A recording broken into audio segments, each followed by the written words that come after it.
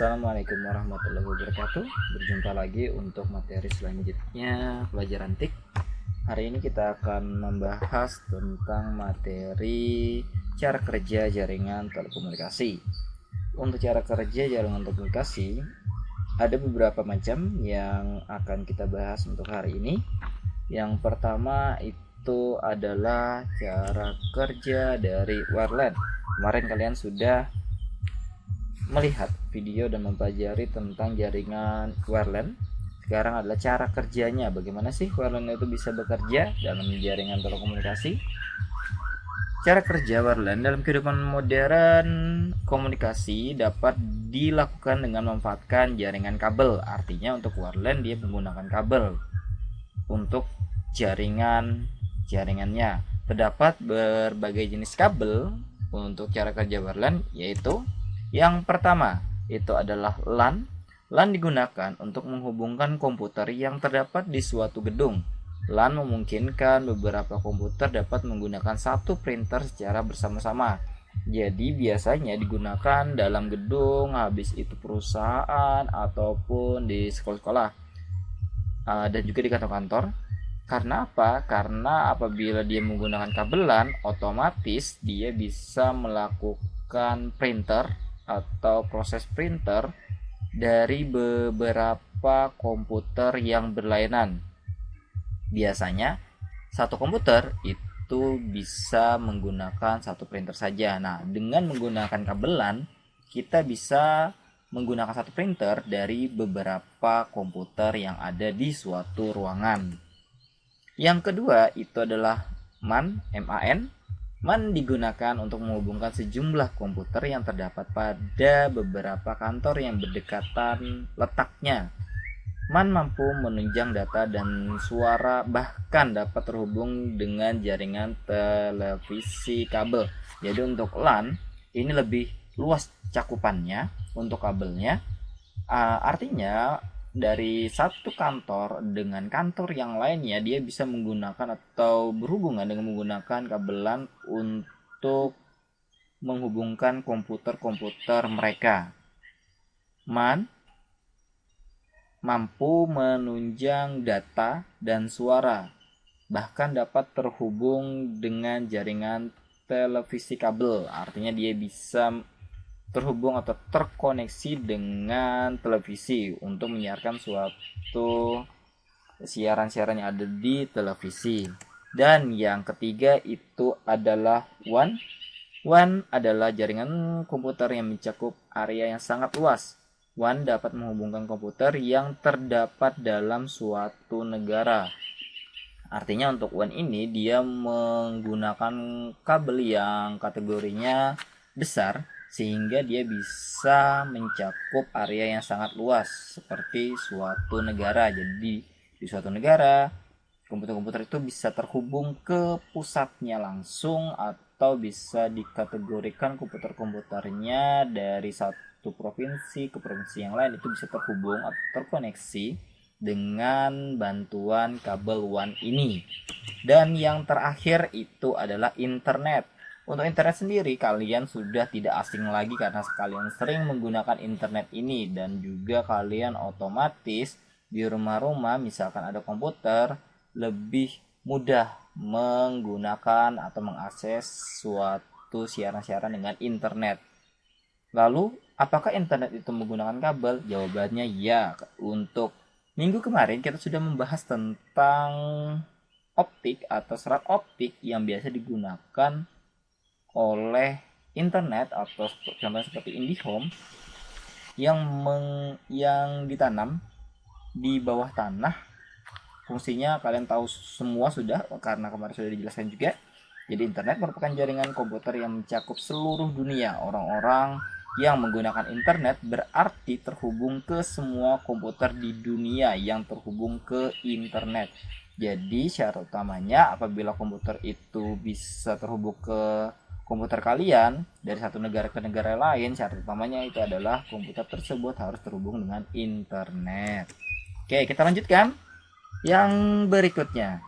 B. Cara kerja wireless. Oke, tadi sudah kita bicara tentang cara kerja wireless. Sekarang kita bahas adalah cara kerja wireless. Wireless adalah jaringan komunikasi yang tidak lagi menggunakan kabel. Wi-Fi dan Bluetooth adalah contoh yang sangat populer saat ini. Tahu sendiri untuk wireless, dia tidak menggunakan komputer dalam internetnya, dalam koneksinya, dia menggunakan sinyal. Nah, karena namanya sinyal, dia tidak menggunakan kabel, dia melalui udara untuk pengiriman data atau koneksinya. Contohnya pertama adalah Wi-Fi, kita bahas. Wi-Fi yaitu jenis teknologi komunikasi dan informasi yang bekerja pada jaringan lokal tanpa kabel. Saat ini, Wi-Fi banyak digunakan untuk mengakses internet. Ada dua cara menghubungkan antar PC dengan sistem Wi-Fi. Jadi untuk komputer, di rumah kalian, misalkan kalian punya komputer, untuk menghubungkan Wi-Fi, pertama, dengan menggunakan access point. Access point berfungsi sebagai pusat transfer data. Access point akan mengeluarkan sinyal atau kode SSID dalam radius tertentu. Agar aman, setiap komputer harus mengisi SSID yang sama seperti yang dikeluarkan oleh access point tersebut.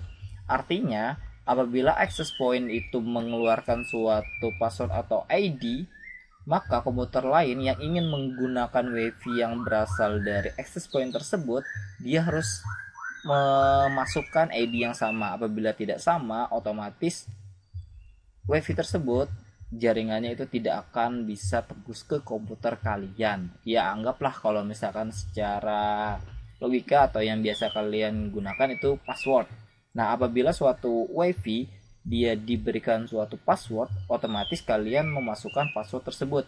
Apabila tidak sama dengan password tersebut, otomatis kalian tidak akan terkoneksi dengan Wi-Fi yang ada di situ. Sama seperti ini juga.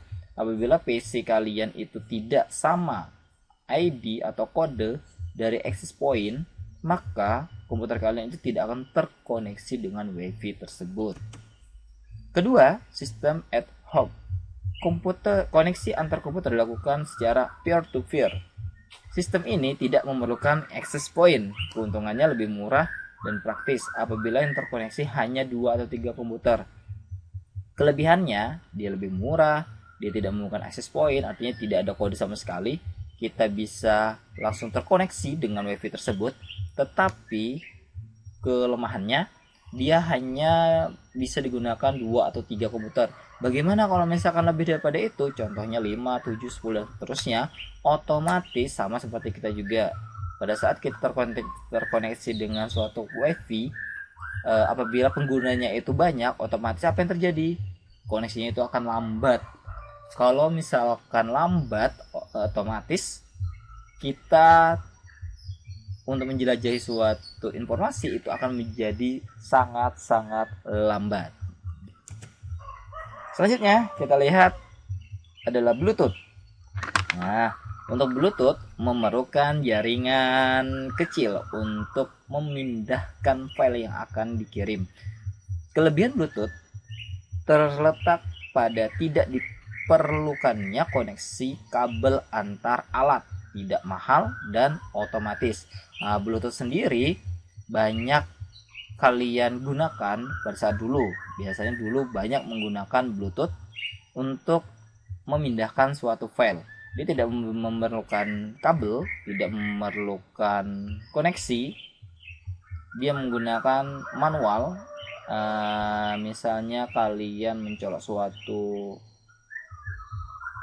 flash disk atau mencolok suatu benda yang ada filenya di dalamnya, otomatis kalian akan mengirimkan file tersebut ke PC ataupun yang lainnya tanpa menggunakan kabel.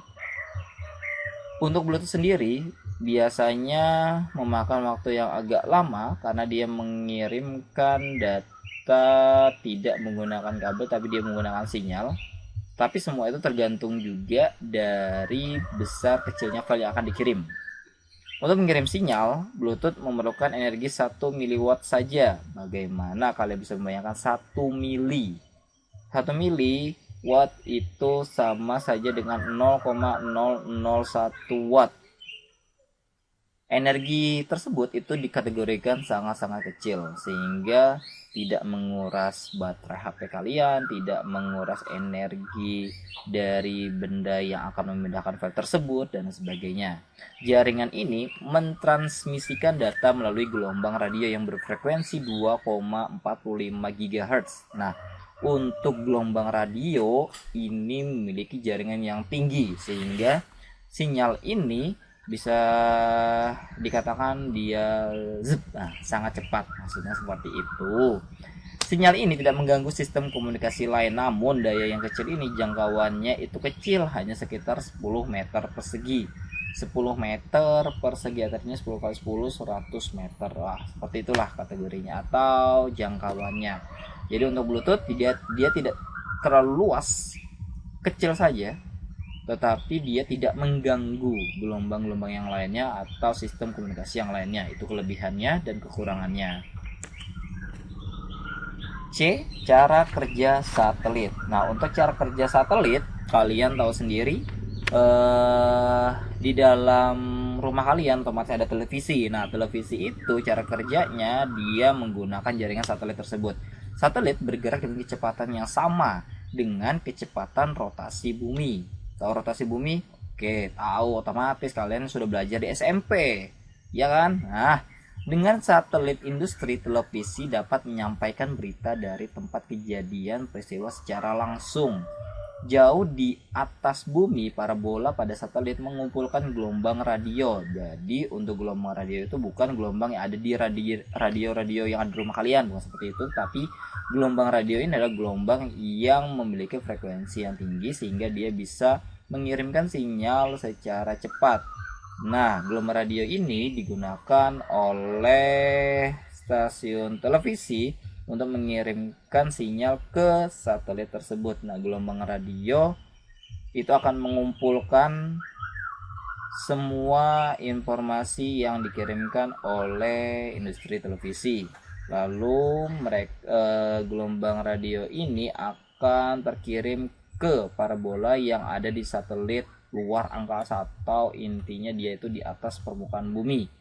Nah, parabola tersebut akan mengumpulkan gelombang radio yang dikirimkan oleh stasiun televisi.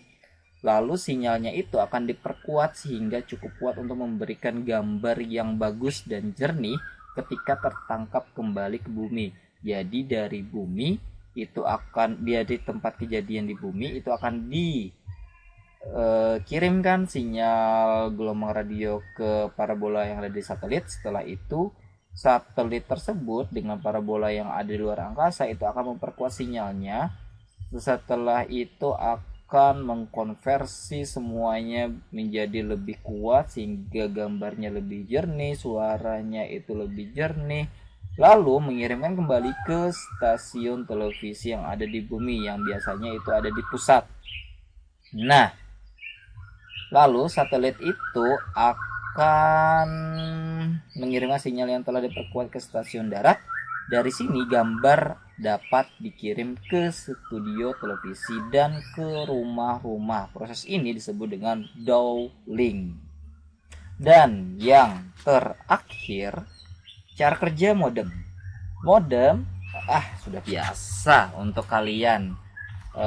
Pasti yang namanya modem kalian gunakan untuk data-data kalian. Biasanya modem melakukan proses modulasi dan demodulasi terhadap data yang dipancarkan. Modem menerima rangkaian pulsa biner dan peripheral komputer. Kemudian modem memodulasi karakteristik sinyal analog agar dapat disalurkan melalui saluran telepon.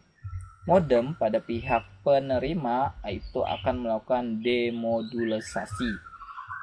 Sinyal yang diterima akan dipisahkan kembali sehingga dapat dibaca oleh komputer. Proses ini yang disebut dengan demodulasi. Jadi untuk modem dia akan menerima rangkaian pulsa, maksudnya pulsa ini adalah rangkaian data dari suatu komputer Kemudian modem itu akan mengubah atau mengkarakteristik sinyal yang ada pada pulsa binär tadi, lalu akan disalurkan melalui saluran telepon yang ada di sekitarnya atau yang ditujukan ke telepon tersebut.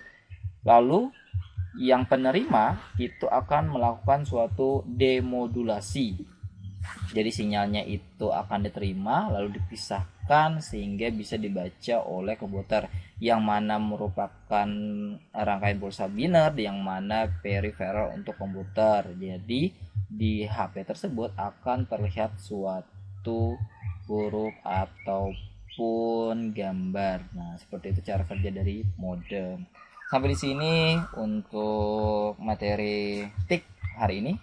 Semoga kalian selalu sehat. Semoga semua yang menyaksikan channel ini selalu diberi kesehatan, apalagi dalam kondisi pandemi seperti ini. Terima kasih semuanya. Assalamualaikum warahmatullahi wabarakatuh.